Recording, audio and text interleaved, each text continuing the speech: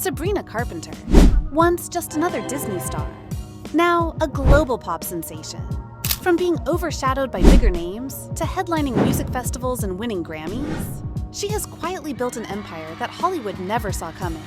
How did she go from playing a side character on Girl Meets World to dominating the pop charts in 2024?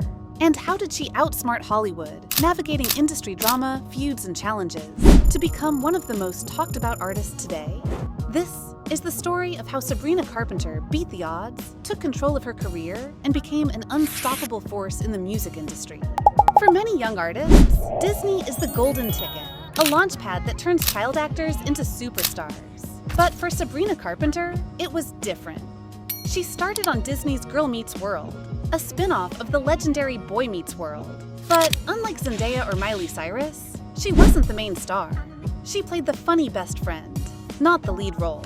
Hollywood seemed to have bigger plans for others, while Sabrina was just another Disney actress. But instead of fading into the background, she was already plotting her next move. Sabrina knew she didn't want to be stuck in the Disney bubble. Unlike many former Disney stars who struggled to reinvent themselves, she made her exit strategically. She had already started releasing music while still on Disney, but after leaving the network, she took real creative control. Her early albums were underrated, decent pop records, but they weren't pushing her to the next level. Meanwhile, her former Disney co-stars were getting major industry backing. The comparisons with Olivia Rodrigo were impossible to ignore. While Olivia was breaking records with Driver's License, Sabrina was being cast as the villain in a love triangle she never asked for. Many thought this drama would define her career, but Sabrina had other plans. Instead of letting the narrative control her, she turned it into fuel for her reinvention. While some artists struggled to adapt to TikTok's rise, Sabrina mastered the platform. She knew how to make every moment go viral, whether it was a performance clip, a meme-worthy interview, or a perfectly timed trend. Sabrina wasn't just releasing music, she was making herself a personality people wanted to follow.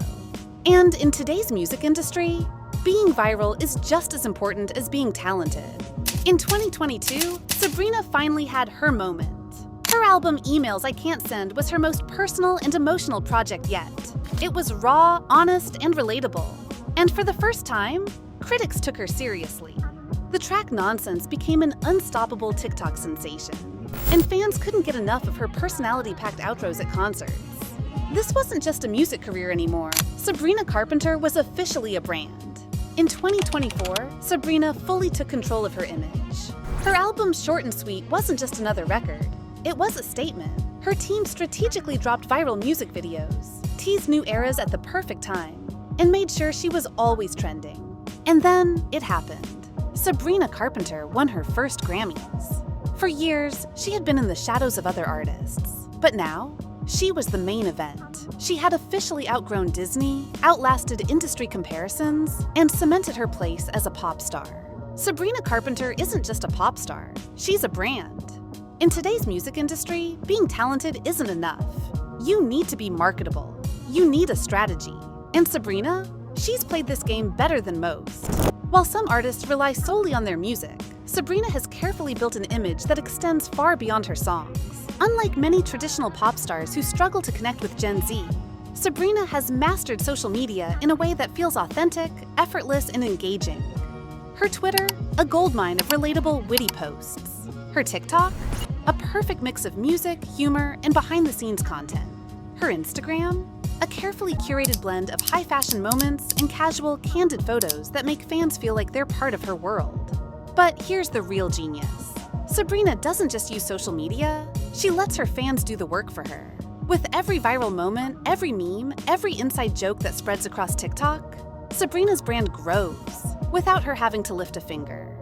That is next-level marketing. But let's talk about money. Because while some artists struggle financially, Sabrina has made some serious business moves that put her ahead of the game.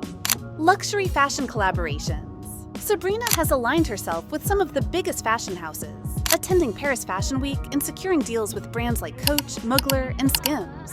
These aren't just sponsorships. They position her as a high-fashion icon. Beauty industry expansion. With the rise of celebrity-owned brands, rumors are already swirling that Sabrina could be launching her own fragrance or beauty line. And with her aesthetic, it's a goldmine waiting to happen. Streaming and algorithm strategy. Every single she releases is perfectly timed, perfectly marketed, and perfectly optimized to hit the Spotify and Apple Music playlists that drive streams. Her label isn't just throwing music out there. They're strategically placing her tracks where they'll get the most traction. Sabrina isn't just a singer, she's a businesswoman. And whether people realize it or not, she's building an empire that extends far beyond pop music. The music industry is a battlefield. Every year, new artists rise.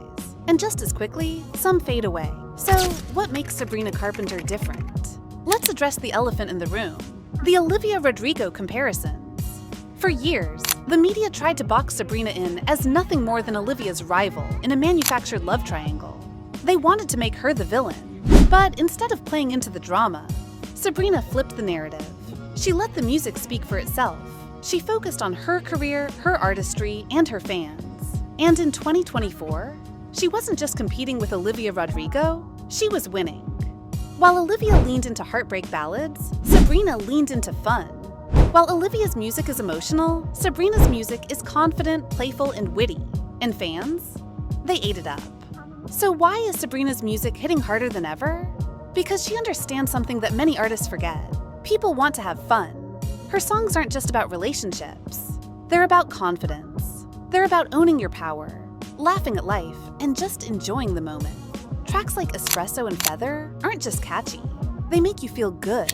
And in an industry dominated by heartbreak anthems, Sabrina has carved out a lane that feels refreshing, energetic, and unapologetically her. That's why she's still standing, while so many other artists come and go. Sabrina Carpenter has already achieved more than most could dream of, but she's far from finished. So what's next? How does she keep the momentum going? New music era? Insiders report that she is already in the studio working on her next project. With the success of Short and Sweet, will she go deeper into pop, experiment with new genres, or take an unexpected creative turn? Acting comeback? Sabrina already has experience in film and TV. Could a major streaming platform bring her back into Hollywood's spotlight? Netflix, HBO, and even A24 have been rumored to have interest in her as a leading actress. Business expansion? With her growing influence, will she follow in the footsteps of Rihanna or Selena Gomez, launching her own beauty brand, clothing line, or even a fragrance empire? One thing is certain, Sabrina Carpenter has mastered the game. She's no longer just a singer, she's a force in the entertainment industry. For years, Sabrina Carpenter was underestimated. She wasn't Hollywood's first pick. But instead of waiting for approval, she built her career on her own terms. She mastered the internet, turned controversy into success, and proved that hard work beats industry favoritism every time. What do you think? Did Sabrina outsmart Hollywood? Or was this rise always meant to happen? Let us know in the comments below.